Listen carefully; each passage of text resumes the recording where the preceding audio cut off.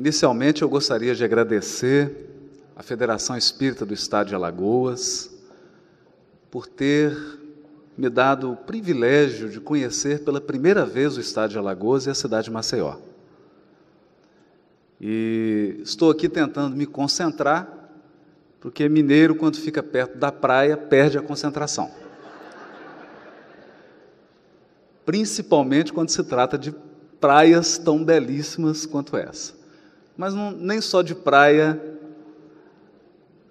vive a riqueza de Alagoas. Temos aqui também grandes amigos que nos receberam com muito carinho, que nós gostaríamos de agradecer, e a imensa e grata satisfação de encontrar, porque o trabalho às vezes não permite, a minha irmã do coração, grande amiga Marta Antunes, com quem tive a honra de participar de alguns trabalhos com o saudoso Honório Abreu, os trabalhos do Evangelho ligados à Federação Espírita Brasileira, e poder dividir a mesa com essa grande trabalhadora, incansável trabalhadora do movimento, é para mim um motivo de muita alegria, de muita honra. Nós vamos falar hoje sobre a parábola do festim das bodas. Essa parábola está no capítulo 22 de Mateus, mas ela também aparece em Marcos e em Lucas.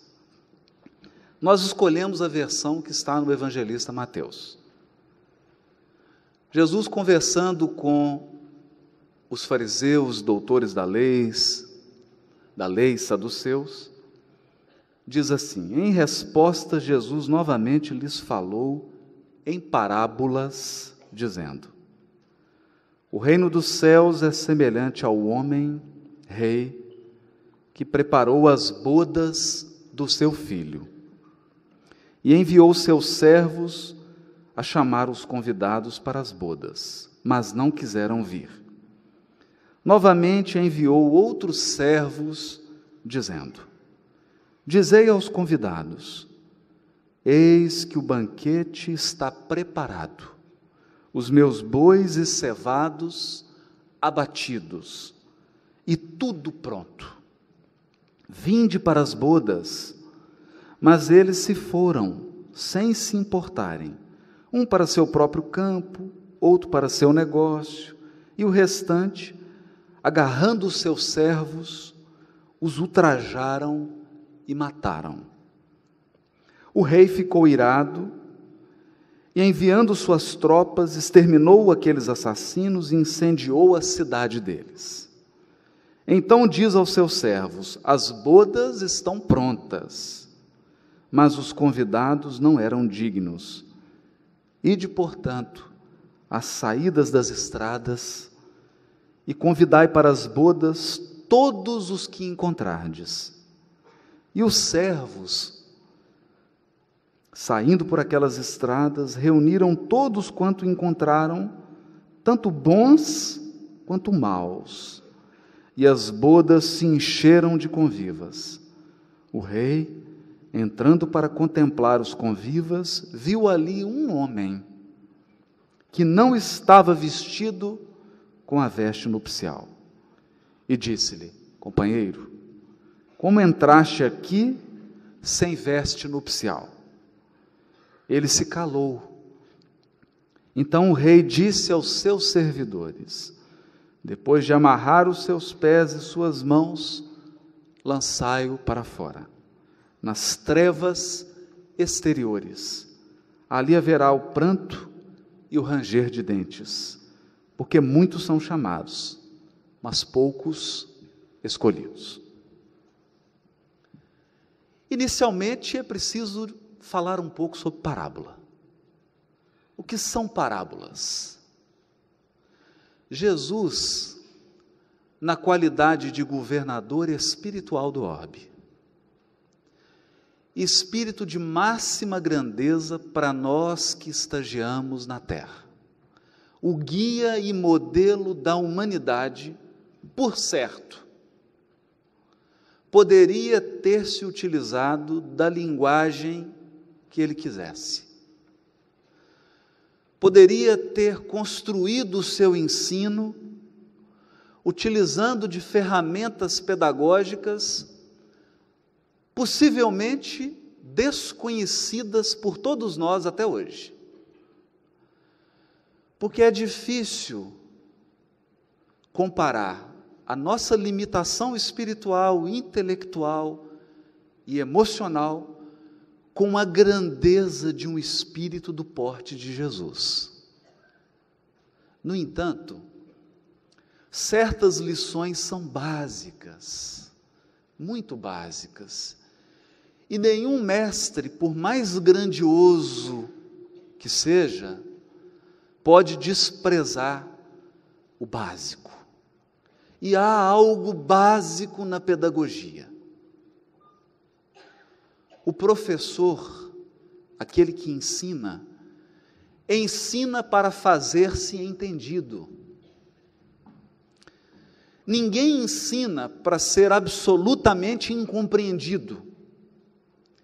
Ninguém fala para ser completamente mal compreendido. Todo aquele que fala e que ensina pretende, no mínimo, um percentual de compreensão do ouvinte. E Jesus encontra na sua plateia de ouvintes, há 2000 anos atrás, um povo oriental, não um povo ocidental, na sua maior parte. Na sua maior parte. Um povo com uma cultura específica, um povo que tem uma língua específica, uma tradição religiosa. E para se fazer compreendido por essas pessoas, Jesus teve que adaptar o seu ensino transcendente ao cotidiano daquelas pessoas. Então aqui nós destacamos 2 pontos fundamentais. O conteúdo do ensino de Jesus toca aspectos imperecíveis. Porque Jesus não fala para um encarnado específico. Jesus não fala para uma cultura específica. Ele fala para o espírito imortal. Fala de realidades transcendentes e imutáveis. Por quê? Porque fala da lei divina que rege os nossos destinos espirituais. Esse é o conteúdo do ensino de Jesus. E foi com a grandeza de um codificador do porte de Allan Kardec que nós pudemos começar a adentrar na essência espiritual do ensino de Jesus. Porque até então, nós fazíamos algo interessante. Alguém, quando pega uma banana, descasca a banana, come a fruta e joga a casca fora. Mas quando se trata de estudo do Evangelho e da Bíblia, geralmente as pessoas jogam a banana fora e comem a casca. A interpretação literalista, simplória, a interpretação que não leva em conta os aspectos literários, faz com que as pessoas fiquem agarradas, amarradas ao sentido literal, ao enredo, ao símbolo, e esqueça a essência espiritual que movimenta toda essa estrutura. Com Kardec, a nossa compreensão se ampliou. O ser humano foi colocado no seu devido lugar, como espírito imortal em jornada rumo ao aperfeiçoamento.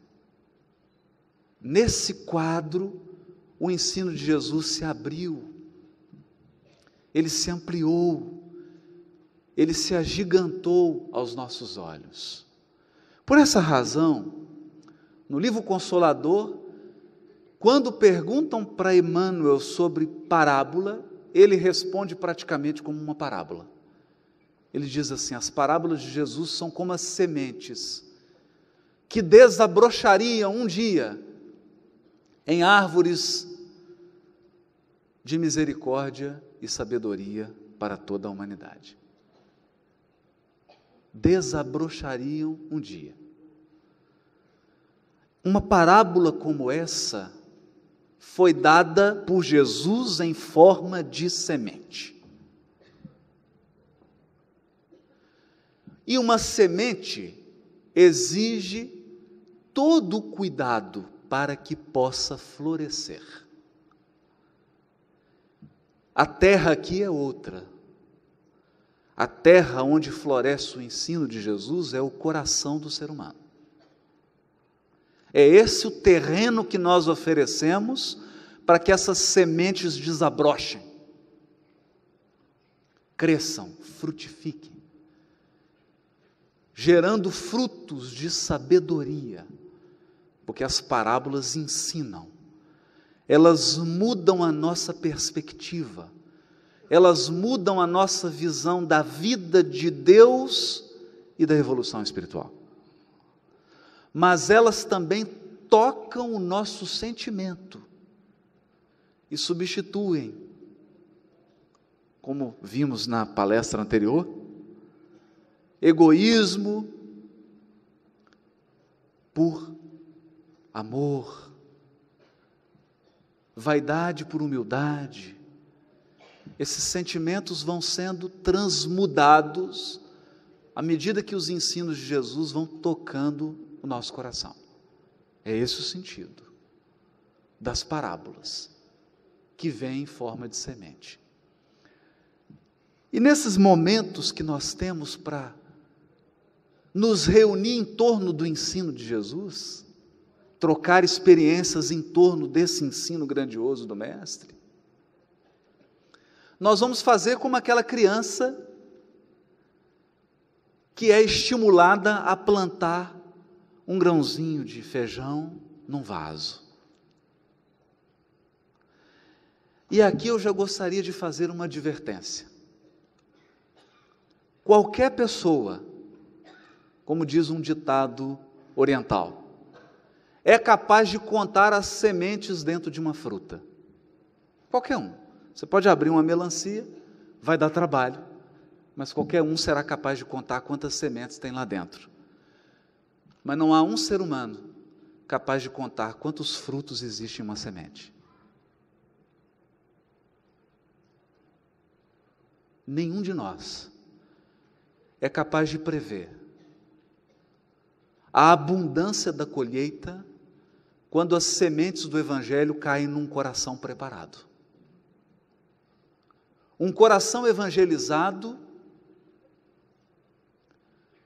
produz alguém como um Chico Xavier, como um Gandhi, como uma Madre Teresa de Calcutá, uma Irmã Dulce e muitos outros.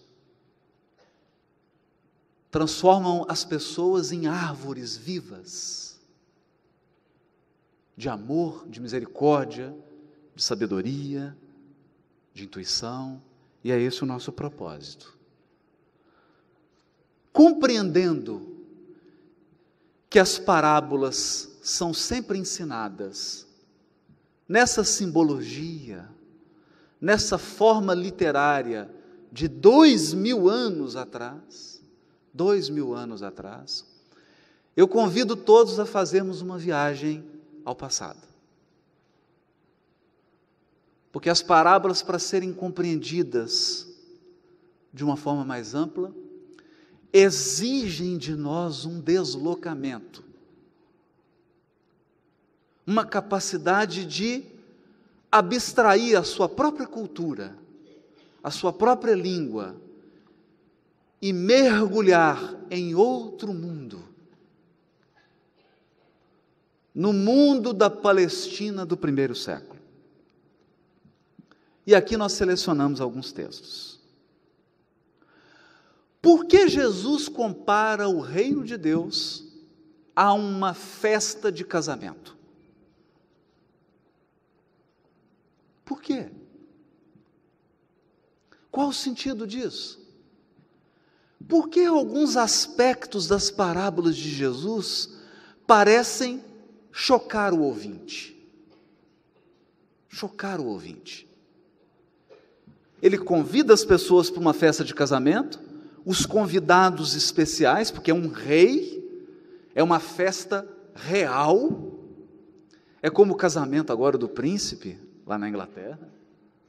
Eu não recebi o convite, não sei se alguém aqui recebeu, mas geralmente um rei convida pessoas especiais.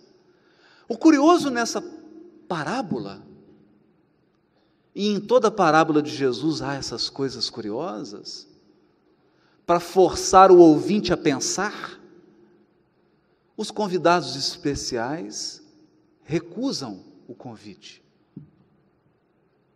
O convite então é estendido a todos, indistintamente, como se o rei andasse pelas ruas de Maceió convidando quem encontrasse.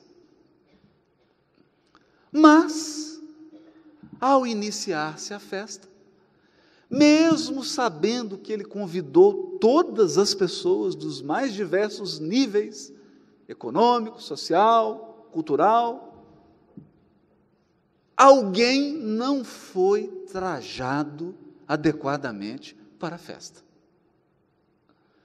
Mas o rei deveria esperar isso? Quando você amplia tão grandemente assim um convite, é razoável esperar que as pessoas vão todas vestidas adequadamente? Outro ponto curioso da parábola: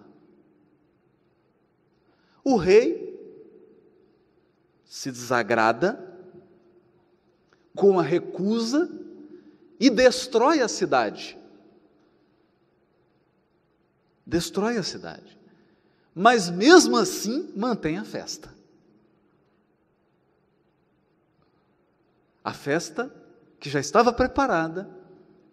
E é bom dizer que naquela época as festas de casamento duravam 7 dias. Dá para imaginar o preço do buffet. Hoje, para fazer uma de 4 horas,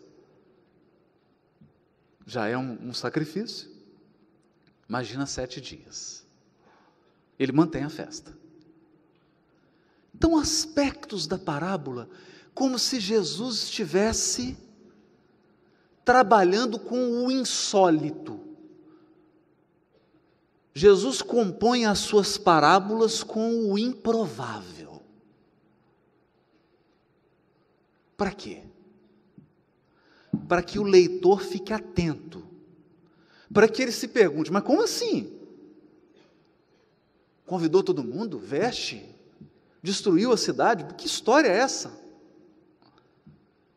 Prender a atenção, chamar a atenção para pontos fundamentais. Porque vamos recordar, Jesus aqui falava do transcendente. Falava de aspectos ligados ao Criador, à condução da nossa evolução espiritual. Mas, para falar de coisas transcendentes, utilizava material concreto, utilizava o material do cotidiano das pessoas que estavam ouvindo.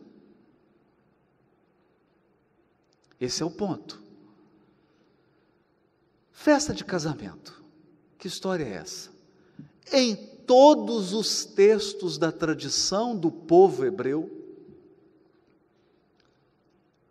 a união do ser humano com Deus é simbolizada pela figura de um casamento. Pode abrir o livro do profeta Jeremias, capítulo 31, 32, 35. Pode abrir o livro do profeta Isaías, principalmente o profeta Oséias, capítulo 2, 3 e 4.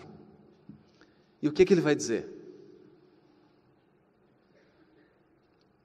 Quando alguém se integra a Deus, naquela tradição, naquela cultura, ocorreu um casamento. Essa é a ideia. Essa é a ideia. No profeta Oséias, o assunto é desenvolvido com uma beleza poética. Capítulo 3 e capítulo 4 de Oséias. Lá é dito que a cidade de Jerusalém e a cidade de Samaria são duas mulheres que abandonaram o seu marido e se prostituíram. Por quê? Nessa simbologia dos profetas, abandonar o Criador tem o nome de prostituição. Toda vez que nos afastamos da lei divina, toda vez que nos rebelamos espiritualmente, nos afastamos da bondade, da condução de Deus, esse comportamento é simbolizado pela prostituição. Não tem nada a ver com questão sexual. E o contrário é verdadeiro. Toda vez que nós nos voltamos para Deus, para o reino de Deus e sua justiça, como dizia Jesus no Sermão do Monte, esse movimento é simbolizado pelo casamento de uma virgem. Esse é o símbolo. Esse é o símbolo. Basta lembrarmos da parábola das 10 virgens. 10 virgens. O que elas faziam? Elas se preparavam para um casamento. Se preparavam para um casamento. Nós buscamos brevemente alguns textos.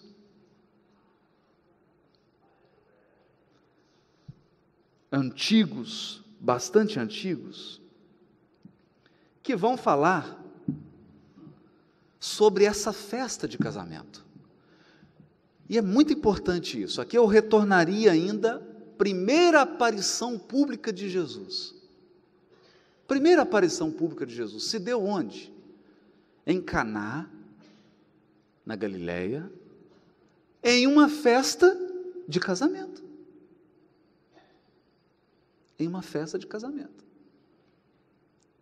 João Batista, ao encontrar Jesus, diz assim: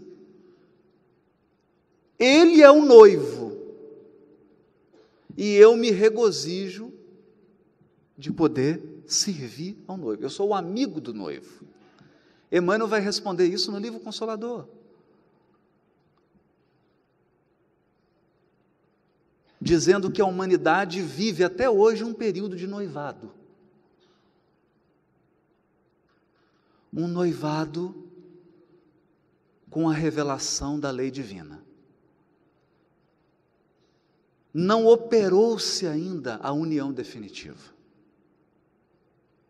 O Evangelho ainda não foi integralmente incorporado ao nosso comportamento. Portanto, não houve o casamento. Esse é o símbolo.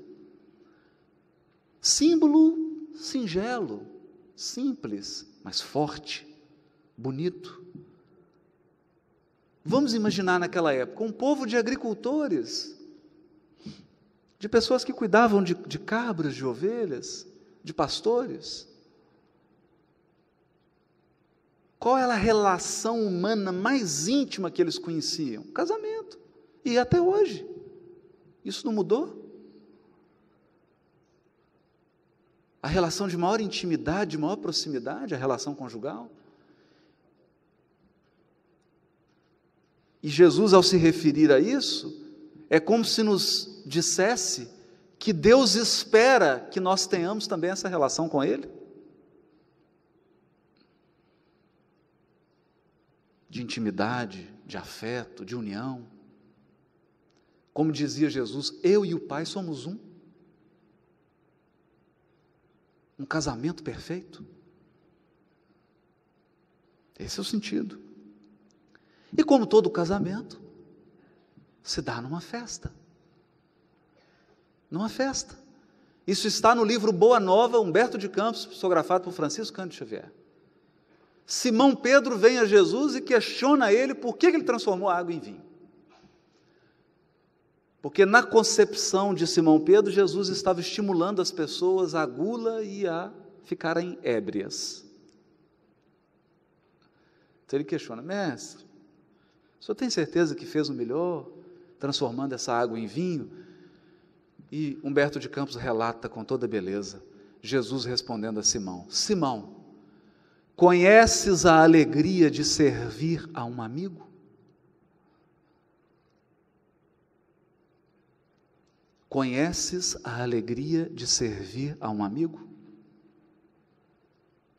E, na sequência, as bodas de Caná simbolizam a alegria com que pretendo selar a obra do Evangelho no mundo. Está lá no livro Boa Nova. A alegria. Essa festa, esse banquete das bodas, traz um ambiente de alegria, de comemoração, de vitória. Isso não é novo.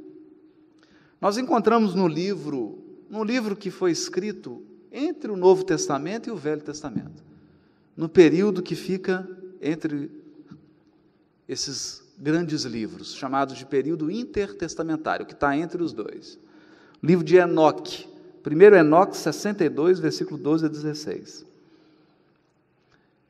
Esse livro diz assim, que os eleitos cearão, farão uma ceia, descansarão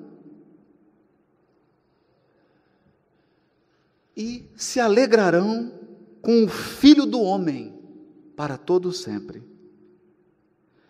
Eles portarão as vestes da glória. Estas vossas vestes se transformarão nas vestes da vida. Olha, esse é um texto que tem 2150 anos, esse texto que eu estou lendo. Ele é muito anterior aos textos do Evangelho. Vou citar outro. Segundo o livro de Enoque, capítulo 42, versículo 5. Ele descreve o descanso preparado para os justos como um banquete de alegria. Olha a ideia da ceia, do banquete. Mas o mais extraordinário, um texto antigo, muito antigo, contemporâneo aos textos do Novo Testamento, ele não está na Bíblia, é o 4º livro de Esdras, para quem está anotando, capítulo 2, versículo 38 até o 45. Ele fala que no mundo vindouro, olha que interessante isso, no mundo que está por vir, que será herdado pelos justos e pelos bons, haverá um grande banquete, um banquete de bodas, exatamente como a nossa parábola. Mas ele fala assim, eu até grifei essa frase, que nesse banquete, os convidados iriam tirar as vestes mortais e vestiriam as vestes imortais. Imagina, iam trocar as vestes mortais pelas vestes da glória, as vestes imortais. Simbologia. Nós vamos chegar ao cerne da parábola. Ao cerne da parábola. Que vestes são essas?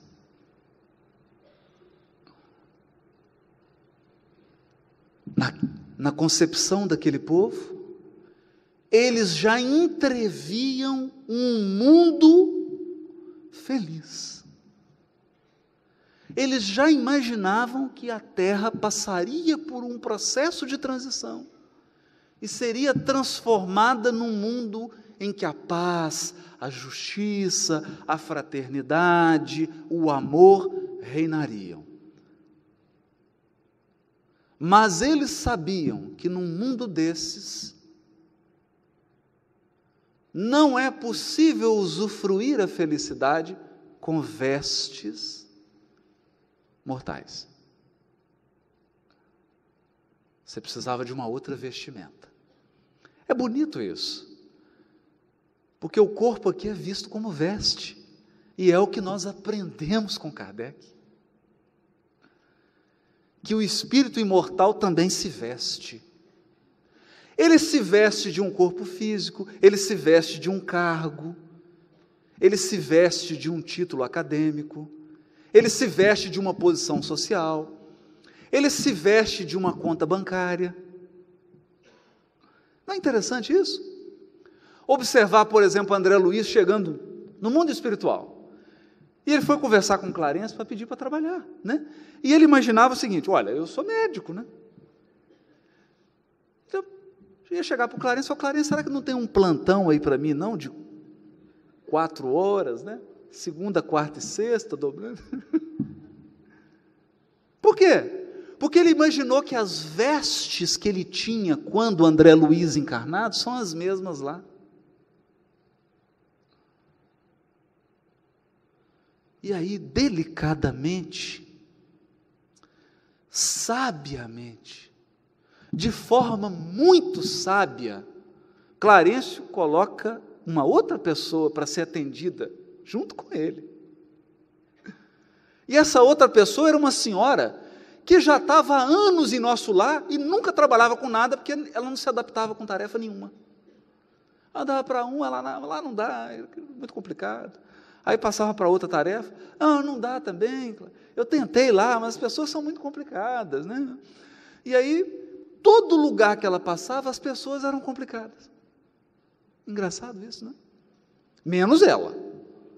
E aí o Clarence fala para ela: olha, minha irmã, eu sugiro para você um período de repouso. Vai para o Bosque das Águas, descansa, recupera, reflete na sua personalidade, nas suas atitudes, depois você volta aqui. Aí o André Luiz já ficou, meu Deus, já ficou sem graça de pedir um cargo de médico. Já estava disposto a pedir, não, eu quero um trabalho. Pediu um trabalho para o Clarencio, e o trabalho era de alguém que ajudaria nos serviços de enfermagem. Alguém que auxiliaria os enfermeiros e as enfermeiras. Naturalmente, um choque para André Luiz, que estava acostumado com outro tipo de veste, com as vestes brancas daqui. E chega lá, começa o seu trabalho limpando o chão, atendendo um doente, ajudando. Trocou de veste. Porque não há uma equivalência das vestes aqui e das vestes de lá. Aqui você pode ser alguém famoso, alguém repleto de recursos, e chega no mundo espiritual e a sua veste é de um miserável espiritual. Como você pode envergar uma veste aqui simples, apagada aos olhos do mundo, e ao regressar ao mundo espiritual, ostentar uma veste luminosa de um espírito iluminado. As vestes não são as mesmas. E essa pedagogia do Clarencio não teve nenhum intuito de humilhar André Luiz. Não.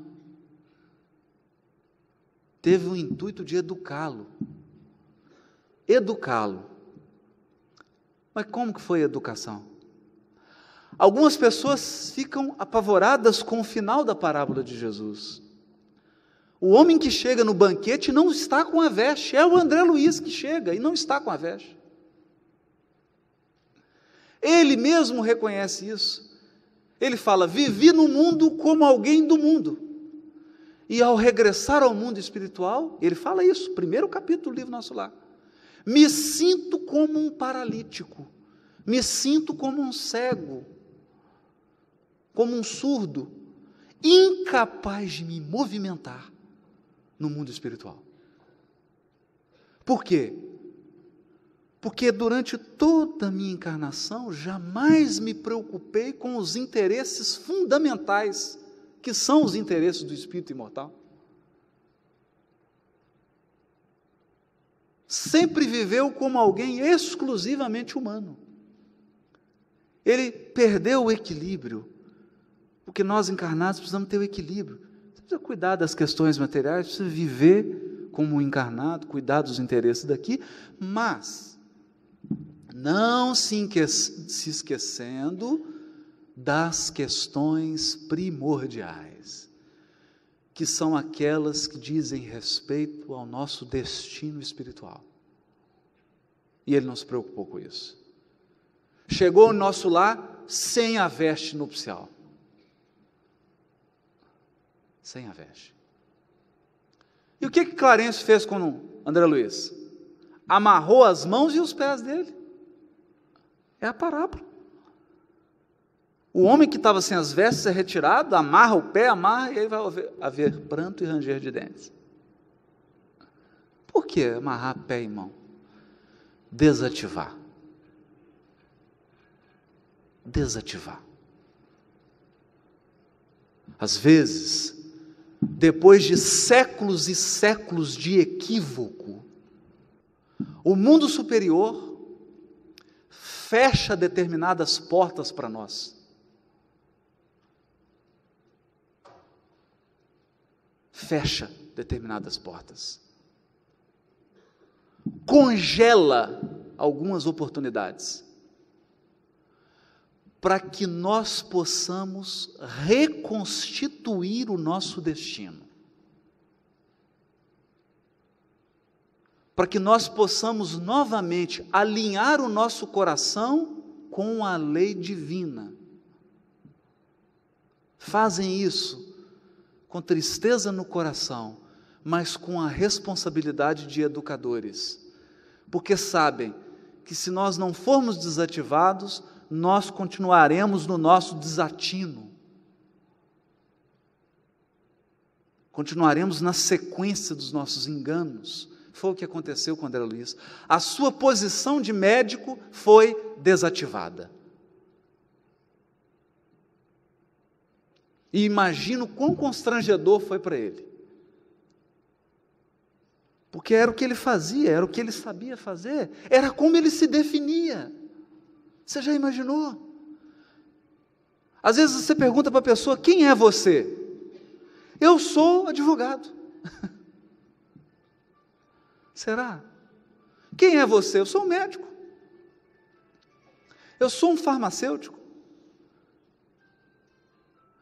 E nós definimos a nossa identidade espiritual por uma posição transitória ocupada na atual encarnação.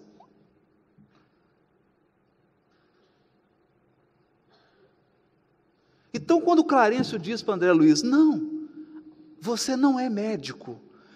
Imagina o que deve ter passado na cabeça dele. Então, o que eu sou? O que eu sou? Eu sou quem?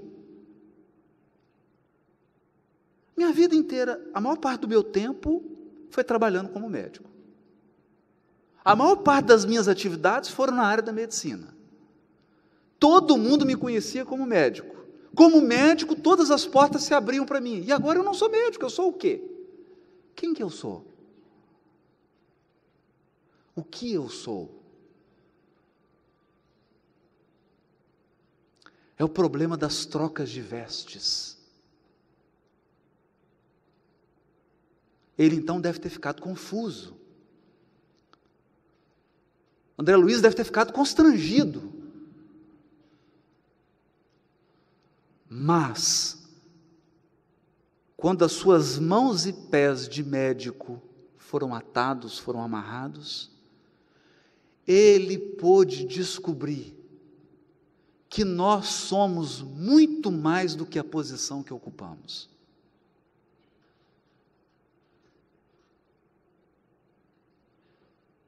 Nós somos muito mais que o momento que vivemos.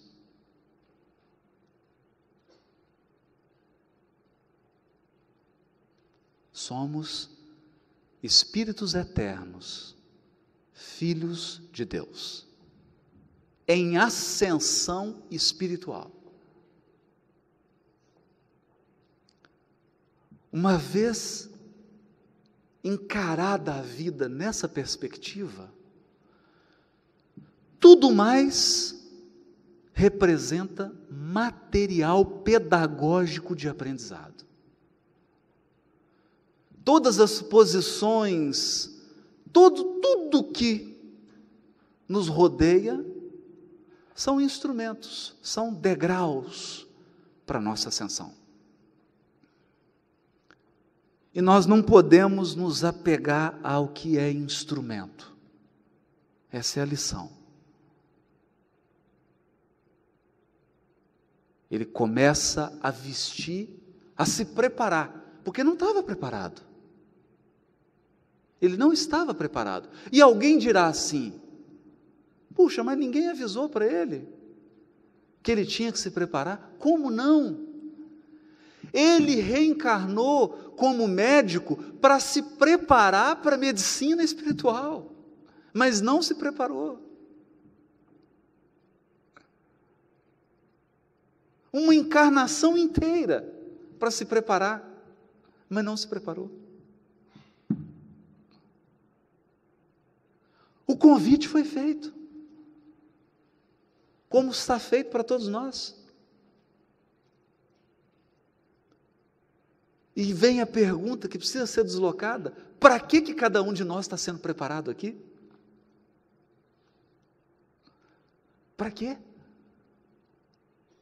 O que nos aguarda no mundo espiritual? Qual posição que nos aguarda?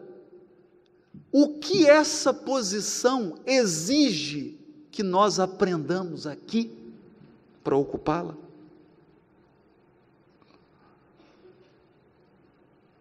Essa é uma questão fundamental. Fundamental. E eu encontrei num texto antigo também, um tratado antigo do povo hebreu, Mishnah Avot, capítulo 4, item 16, onde está dito assim: este mundo é como um vestíbulo. Olha, isso aqui foi escrito no ano 200 depois de Cristo, o que eu estou lendo aqui. Ano 200 depois de Cristo. Portanto, tem mais de 1800 anos que isso foi escrito. Este mundo é como um vestíbulo que dá acesso ao mundo por vir. Prepara-te no vestíbulo para que possas adentrar no salão do banquete. A mesma simbologia. A mesma simbologia. Mas nem tudo se perde. Porque a misericórdia infinita de Deus vai renovando as oportunidades. Evidentemente que a nossa resistência e teimosia espiritual pode agravar a situação, trazer sofrimento e atrasar a nossa marcha. E isso não é conveniente. Mas a misericórdia divina sempre abre portas, como abriu para André Luiz. E ele se torna então um auxiliar de enfermagem, e é nesse trabalho que ele trava laço de amizade com uma enfermeira muito especial, chamada Narcisa. E é essa enfermeira que no momento mais grave, no momento de maior teste de André Luiz no mundo espiritual, quem o socorre? Narcisa. Que é quando ele visita a família. E percebe que alguém vestiu a roupa dele. Né? Porque ele ficava assim para Clarence: não, preciso ver minha esposa, minha mulher, preciso ver minha mulher, meus filhos, minha casa, meu escritório. Chega lá, a mulher dele já era mulher de outro. Quando já estava na casa dele, já tinha mudado tudo. Choque, que os amigos espirituais estavam adiando, porque sabia que ele não estava preparado para isso. E naquele momento, então, ele invoca por Narcisa, e é ela que vem, a enfermeira amiga. Vamos pensar um pouquinho. E se ele não tivesse aceito a proposta de Clarenço para ser auxiliar de enfermagem?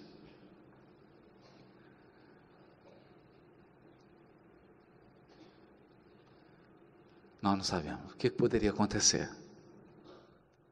Porque é assim que Deus opera. A misericórdia divina vai nos encontrando pelas circunstâncias mais inusitadas.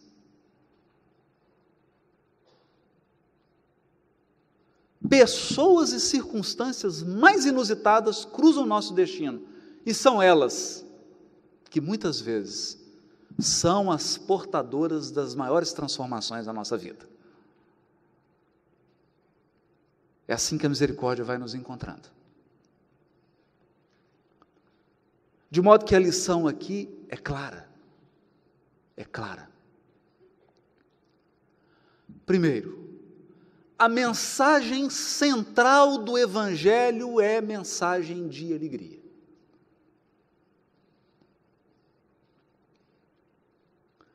No cerne do Evangelho está a alegria.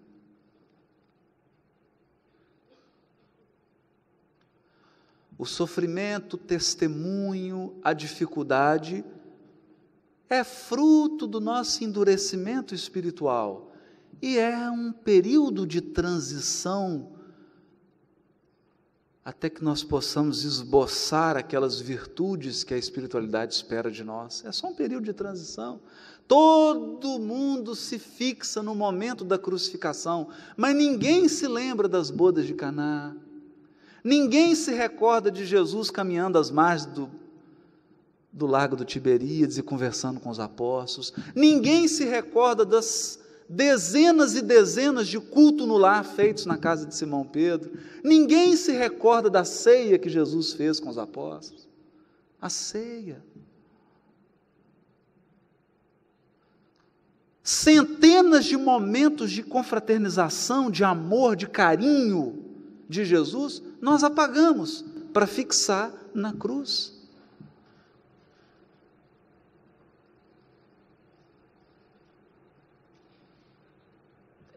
É um problema de foco. Humberto de Campos tem um conto curioso. Jesus andava com os apóstolos e tinha um cachorro morto. Todos os apóstolos põem a mão no nariz: meu Deus, que cheiro ruim, que cheiro horrível. E Jesus passa: que dente bonito. Ninguém viu o dente. Ninguém viu o dente.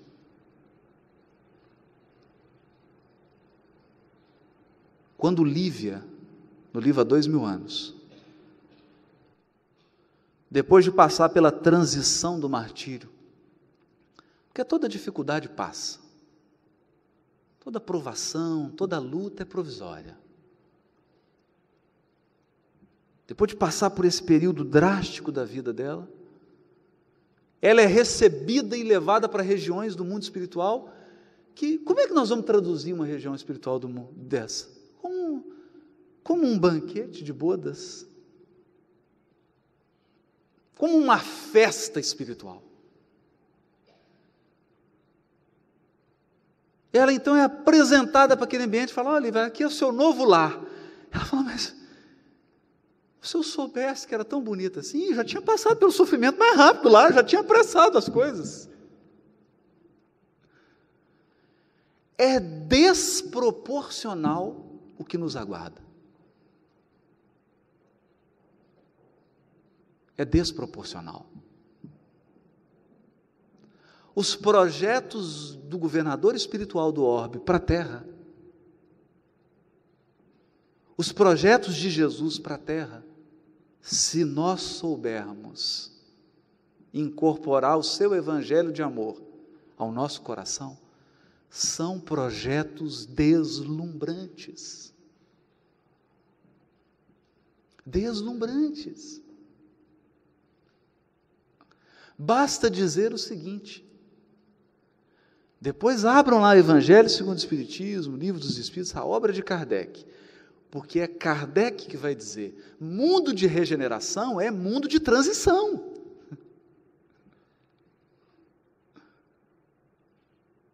Kardec fala isso, ele fala assim, é um estado de convalescença, é como um doente que está se convalescendo.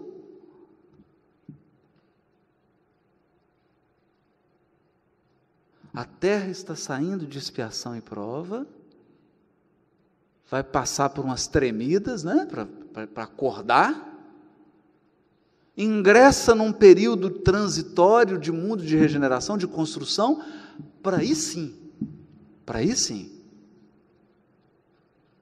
nós participarmos do banquete espiritual que está reservado para todos nós, se soubermos perseverar, e se soubermos engrandecer o nosso espírito de virtudes, de sabedoria, a exemplo do nosso guia e modelo, para através dessa vivência ostentar a veste dos espíritos superiores, que nos colocarão em condições de participar desse grande banquete. E não nos esqueçamos, a mesa de refeição, o banquete, era a ocasião mais especial no mundo antigo, porque era um momento de confraternização máxima. Era tão importante que Jesus fez questão que a ceia antecedesse a crucificação. Ele tinha necessidade de compartilhar, de comungar. E o mundo que a terra se tornará pode ser resumido, como diz Leonardo Boff, num grande banquete. Um banquete onde todas as pessoas vão se reunir no verdadeiro espírito de fraternidade, trocando e compartilhando, para que ninguém tenha fome material e espiritual. Bom festim de bodas para todos. Muito obrigado.